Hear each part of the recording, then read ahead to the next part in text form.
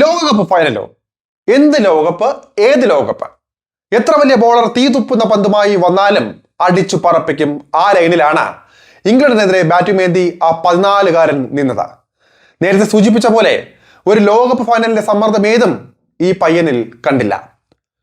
ഒരു സിനിമയിൽ സുരാജ് വെഞ്ഞാറമ്മൂട് പറയുന്ന ഡയലോഗ് പോലെ ഇവന് പ്രാന്താട എന്ന് തോന്നിപ്പിക്കുന്ന തരത്തിലാണ് ചെക്കന്റെ പ്രകടനം.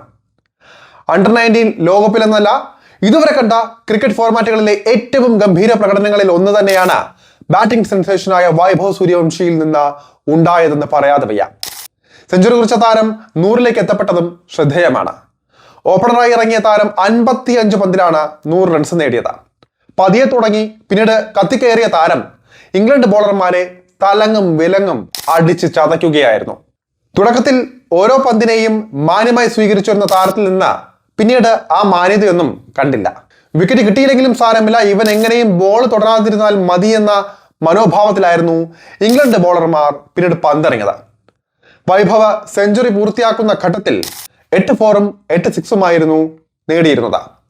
സെഞ്ചുറിക്ക് പിന്നാലെ വീണ്ടും ഗിയർ മാറ്റി റൺവേഗം കൂട്ടിയ വൈഭവിന്റെ ഇന്നിങ്സ് അവസാനിച്ചത് 80 പന്തിൽ 175 റൺസ് നേടിയാണ്.